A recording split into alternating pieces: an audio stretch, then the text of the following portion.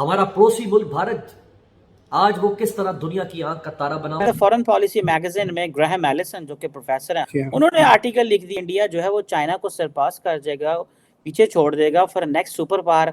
और वो कह रहे हैं, पॉपुलेशन की मिसालें दे रहे हैं, वो कह रहे हैं जनाब उनकी जीडीपी बड़ी ज्यादा ग्रो कर रही है। अब ये भी एक रिसर्च आई है कुछ दिन पहले जिसपे ये बोला गया कि इंडिया ओवरटेक कर सकता है चाइना को एज द सुपर पावर। और देन जो कॉन्फिडेंस मिला है, जो एतमाद मिला है, उस एतमाद का मुकाबले ही कोई नहीं। सिस्को के साबिक सीईओ ने एक बहुत बड़ी प्रेडिक्शन कर दी है।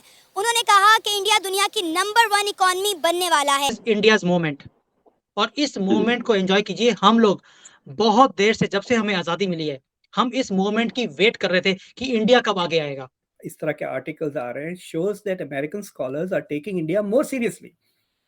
समझे, अगर इंडिया को सीरियस नहीं लेते तो फॉरेन अफेयर्स में एशले टेलिस का और ग्राहम एलिसन का फॉरेन पॉलिसी में क्यों छपता? These are very important venues ना। मुकेश अंबानी हमारे जैसे कई मुल्क खरीद सकता है ये एक शख्स। जो सारे का सारा जो वेस्टर्न प्रेस है वो इंडिया के हक में और तारीफ में बातें कर रहा है। पाकिस्तान का वज़ीर आज़म भीख मांग रहा है दुनिया से, लिटरली भीख मांग रहा है आईएमएफ के प्लान के लिए। बिना नाम लिए एक को तो कटोरा दे दिया, दूसरे की रीढ़ की हड्डी निकाल दी। अब और क्या, अब नाम लेके तो क्या होगा। आपका स्वागत है हमारे YouTube चैनल पर, जहां हम आपको सरल, मनोहरी और रोचक ढंग से नवीनतम समाचार प्रस्तुत करते हैं। आज के एपिसोड में हमारे पास एक रोमांचक कहानी है जो भारतीय प्रधानमंत्री नरेंद्र मोदी के संयुक्त राष्ट्र सभा में भाषण देने के बारे में है। चलिए सीधे विषय पर आते हैं। भारतीय प्रधानमंत्री नरेंद्र मोदी ने यूएस कांग्रेस को भाषण देने के दौरान एक गर्म और उत्साहजनक स्वागत प्राप्त किया। यह महत्वपूर्ण घटना है क्योंकि यह दुनिया के दो बड़े देशों के बीच मजबूत बंधन को प्रतिबंधित करती है। राष्ट्रपति जो बाइडेन और प्रथम महिला जिल बाइडेन ने भी प्रधानमंत्री मोदी को राष्ट्रीय रात्रि भोज के लिए मेजबानी की, जो संयुक्त राजदूतों के लिए आदर्श मान्यता है। कांग्रेस के सम्मेलन में भाषण करते समय प्रधानमंत्री मोदी ने भारत और संयुक्त राज्यों के बीच संबंध की महत्वपूर्णता पर जोर दिया। उन्होंने राष्ट्रपति बाइडेन की बात से सहमति जताई कि यह इस सदी का निर्धारक साझेदारी है क्योंकि यह एक बड़े उद्देश्य की सेवा है। लोकतंत्र, जनसंख्या और किस्मत हमें उस उद्देश्य को देता है। कुछ अमेरिकी सांसदों और प्रशासन करने वालों ने मोदी पर अंतर्राष्ट्रीय मानवाधिकार और यूक्रेन में भारत के विरोध के मुद्दे पर आलोचना की है, लेकिन बाइडेन प्रशासन और दोनों प्रमुख दलों के नेताओं को यह मान्यता नहीं है कि भारत वाशिंगटन की प्रमुख विदेश नीति के लिए एक महत्वपूर्ण सहयोगी है। चीन के उभरती शक्ति को नियंत्रण करना और रक्षा प्रौद्योगिकी और ऊर्जा के क्षेत्र में साझा साथी है। मोदी ने कांग्रेस को बताया कि दबाव और समस्या के काले बादल भारत प्रशांत महासागर में अपनी छाया छोड़ रहे हैं। क्षेत्र की स्थिरता हमारी साझेदारी के मध्य एक मुख्य चिंता बन गई है। हम एक स्वतंत्र, खुले और समावेशी प्रशांत महासागर के दर्शन का साझा दृष्टिकोण रखते हैं। अब संयुक्त राज्य ने हमारे सबसे बड़े महत्वपूर्ण रक्षा साथी में से एक बन गया है। कुछ प्रगतिशील नेताओं ने भाषण के बॉयकॉट की घोषणा की, जिनमें न्यूयॉर्क के सांसद अलेक्जेंड्रिया, मिनीसोटा के सांसद इलाइन ओमर, मिशिगन के सांसद रशीद तैयब, मसूरी के सांसद और कुछ अन्य सांसद भी शामिल थे। मीडिया के साथ संयुक्त प्रेस कॉन्फ्रेंस के दौरान मोदी ने कहा, हमारी साझेदारी वास्तव में गहरी, विपरीत और उपयोगी है। हमारे लिए यह एक समर्पितता है कि हम एक दूसरे के साथ मिलकर आगे बढ़ेंगे और हमारे द्विपक्षीय संबंधों को मजबूत करेंगे।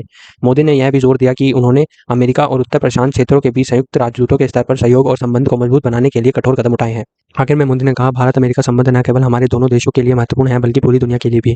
हमारे साथ मिलकर हम एक न्यायसंगत, सुरक्षित और प्रगतिशील विश्व का निर्माण कर सकते हैं। धन्यवाद दोस्तों, आज का वीडियो देखने के लिए। लाइक, शेयर और सब्सक्राइब करें। धन्यवाद। जय हिंद, जय भारत, जय श्री राम। हमारा पड़ोसी मुल्क भारत आज वो किस तरह दुनिया की आंख का तारा बना हुआ है। मोदी का इतना करिश्माती दौरा हुआ है भारत पे, अब अमेरिका में। ये हमारे लिए खुशी की बात नहीं, हमारे लिए शर्मिंदगी की बात है कि आज हमें दुनिया किस तरह, यानी हमारा वज़ीर आज़म खुद रिक्वेस्ट कर रहा है आईएमएफ की मैनेजिंग डायरेक्टर से, दुनिया के सफीरों से, खुद कह रहा है कि पैसे दो, कोई नहीं पैसे दे रहा। और इधर क्या हो रहा है ये देखिए। मोदी जब गया भारत अमेरिका, अभी व्हाइट हाउस में मोदी के लिए इशाइया रखा गया। उस इशाइया में कौन कौन सी शख्सियात को बुलाया गया, ये वीडियो देखें और साथ साथ मैं आपको बता दूं कि इसमें कौन कौन आ रहा है। ये है जी आनंद महिंद्रा, जो चेयरमैन है महिंद्रा ग्रुप के, अरबपति शख्सियात दुनिया की। आगे देखें जी, यह है इंदिरा नूई, जो कि सीईओ है पेप्सी की, इंडियन है, अमेरिका में होती है, सीईओ है पेप्सी की। आगे देखें, शंतानु नारायण, ये सीईओ है अडोब, उसका। ये Mukesh Ambani, chairman Reliance industries RIL। Mukesh Ambani हमारे जैसे कई मुल्क खरीद सकता है ये एक शख्स। ये मोदी के एजाज में डिनर हो रहा है, अमेरिका की रियासत कर रही है। हम कहां खड़े हुए, हम IMF के सामने भीख मांग रहे हैं, हमारा वज़ीर आज़म भीख मांग रहा है। आगे देखें, राल्फ लॉरेन, ये फैशन डिजाइनर है, बहुत बड़ा नाम है दुनिया की फैशन इंडस्ट्री का।